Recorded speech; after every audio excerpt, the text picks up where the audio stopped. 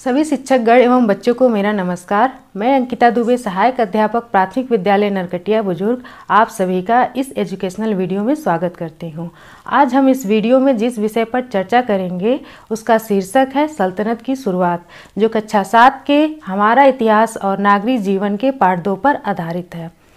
इस विषय के अंतर्गत हम जिन बिंदुओं पर चर्चा करेंगे वे हैं सल्तनत का संक्षिप्त परिचय, कुतुबुद्दीन ऐबक, इल्तुतमिश, रजिया सुल्तान, नासिरुद्दीन महमूद और बलबन। तो आइए सल्तनत का संक्षिप्त परिचय जानते हैं।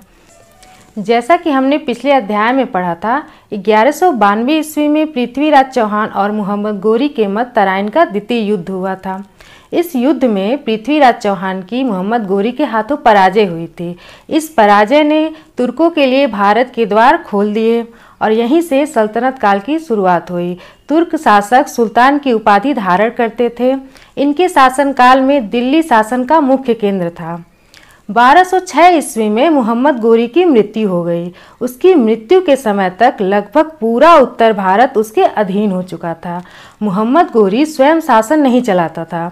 इसके लिए उसने कुछ गुलाम अधिकारियों को नियुक्त कर रखे थे जो उसके विजित प्रदेशों की देखरेख करते थे। मोहम्मद गोरी के गुलामों में एक योग्य गुलाम कुतुबुद्दीन ऐबक था, जो उसकी मृत्यु के बाद स्वयं को भारत में तुर्क राज्य का शासक घोषित किया और दिल्ली सल्तनत की स्थापना की।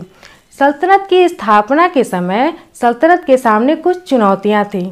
आइए देखते हैं वे चुनौतियां क्या थी। सल्तनत के सामने मुख्य चुनौती सरदार थे, जिन्हें अमीर भी कहा जाता था। ये तुर्क या अफगान कबीलों से होते थे।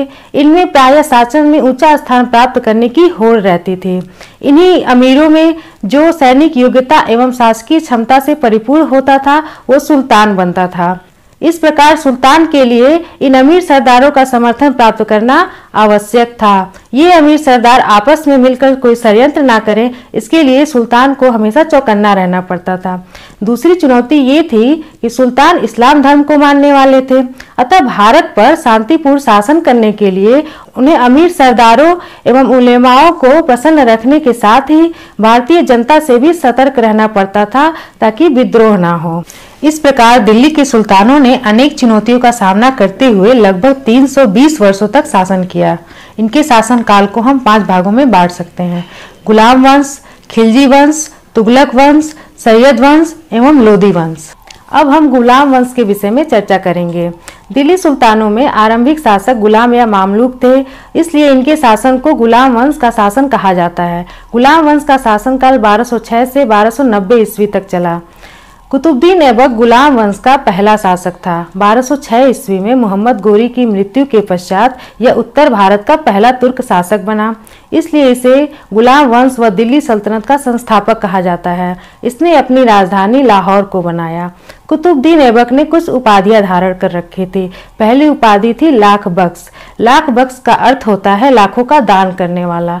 कुतुबुद्दीन ऐबक बहुत ही उदार और दानशील व्यक्ति था, इसलिए उसे लाख बख्श कहा जाता था। दूसरी उपाधि कुरान खान की थी, क्योंकि कुतुबुद्दीन ऐबक कुरान का बहुत ही सुरीले स्वर में वाचन करता था, इसलिए उसे कुरान खान कहा जाता था। आइए अब कुतुबुद्दीन ऐबक की स्थापत्य कला के बारे में जानते हैं। कुतुबुद्दीन ऐबक को भवन निर्माण में रुचि थी। इसका संबंध 3 इमारतों से जोड़ा जाता है, जैसा कि आप देख रहे हैं। पहली इमारत है 2.5 दिन का झोपड़ा, दूसरा है कुतुब मीनार और तीसरा है कुव्वतुल इस्लाम मस्जिद। 2.5 दिन का झोपड़ा वर्तमान में राजस्थान राज्य के अजमेर में स्थित है। इसका निर्माण 2.5 दिन में हुआ था, इसलिए इसे 2.5 दिन का झोपड़ा कहते हैं। कुतुब मीनार दिल्ली में स्थित है। इसका निर्माण कुतुबुद्दीन ऐबक ने दिल्ली के प्रसिद्ध संत शेख कुतुबुद्दीन बख्तियार काकी की स्मृति में करवाया था। कुतुब मीनार एक 5 मंजिली इमारत है, जिसकी पहली मंजिल का निर्माण कुतुबुद्दीन ऐबक ने करवाया था। बाद में इल्तुतमिश ने इसमें 3 मंजिल का निर्माण कराकर इसे 4 मंजिली इमारत में बदल दिया। इसकी 5वीं मंजिल का निर्माण तुगलक वंश के शासक फिरोज शाह तुगलक ने करवाया था। कुव्वतुल इस्लाम मस्जिद भी दिल्ली में स्थित है। यह तुर्कों द्वारा भारत में बनाया जाने वाला पहला मस्जिद था। कुतुबुद्दीन ऐबक ने भारत में एक नए राज्य की नींव तो अवश्य डाली, परंतु उसे सुदृढ़ बनाने का अवसर उसे नहीं मिला। 1210 ईस्वी में चौगान खेलते हुए कुतुबुद्दीन ऐबक की घोड़े से गिरकर मृत्यु हो गई। आइए बच्चों, अब हम अगले शासक इल्तुतमिश के विषय में चर्चा करते हैं। कुतुबुद्दीन ऐबक के बाद उसका उत्तराधिकारी आराम शाह हुआ। इसने केवल 8 माह तक शासन किया। उसके बाद इल्तुतमिश राजगद्दी पर बैठा। इल्तुतमिश को दिल्ली सल्तनत का वास्तविक संस्थापक कहा जाता है। इसका शासनकाल 1210 से 1236 ईस्वी तक था। इसने अपने शासनकाल में कुछ महत्वपूर्ण कार्य किए थे। आइए देखते हैं कि उसने क्या क्या कार्य किए थे। इल्तुतमिश ने मुद्रा व्यवस्था सुधार के अंतर्गत 2 महत्वपूर्ण सिक्के चलवाए। पहला था चांदी का टंका और दूसरा था तांबे का जीतल। इल्तुतमिश ने अपनी राजधानी लाहौर से दिल्ली स्थानांतरित की। इल्तुतमिश ने 40 तुर्क गुलाम सरदारों का एक गठन बनाया जिसे तुर्काने चिहलगानी कहा जाता था। यह एक ऐसा सुल्तान था जिसने अपने सल्तनत में इक्ता प्रथा को प्रारंभ किया। इसने अपने सल्तनत तथा राज्य को कई प्रांतों में बांटा जिसे इक्ता कहा जाता था। प्रत्येक इक्ते में इसने एक जिम्मेदार सेनापति को नियुक्त किया जिसे इक्तादार या अक्तादार कहा जाता था। इल्तुतमिश को भारत में मकबरा निर्माण का जन्मदाता कहा जाता है। भारत में तुर्कों द्वारा बनाया गया पहला मकबरा नासिरुद्दीन महमूद का था, जिसका निर्माण दिल्ली के सुल्तानगढ़ी में हुआ था। इसका निर्माण इल्तुतमिश ने करवाया था। ये तो था इल्तुतमिश के विषय में। अब हम एक ऐसी शासिका के विषय में चर्चा करेंगे जो भारत की प्रथम मुस्लिम महिला शासिका थी। उसका नाम था रजिया सुल्तान। रजिया इल्तुतमिश की पुत्री थी। रजिया की योग्यता को देखते हुए इल्तुतमिश ने अपने कार्यकाल में ही उसे अपना उत्तराधिकारी घोषित कर दिया था। परंतु 1236 ईस्वी में इल्तुतमिश की मृत्यु के बाद अमीर सरदारों एवं उलेमाओं की मदद से रुकनुद्दीन फिरोज गद्दी पर बैठा। रुकनुद्दीन फिरोज एक दुर्बल शासक था। दिल्ली की जनता एवं अमीरों की मदद से रजिया दिल्ली के राज सिंहासन पर बैठी और सुल्तान कही जाने लगी। आपको पता है, मध्यकालीन विश्व में रजिया प्रथम मुस्लिम महिला शासिका थी। रजिया पर्दा प्रथा को त्याग कर पुरुषों की तरह कुलाह यानी कि टोपी और कुबा यानी कि कोट पहनकर खुले चेहरे के साथ राज दरबार में जाने लगी।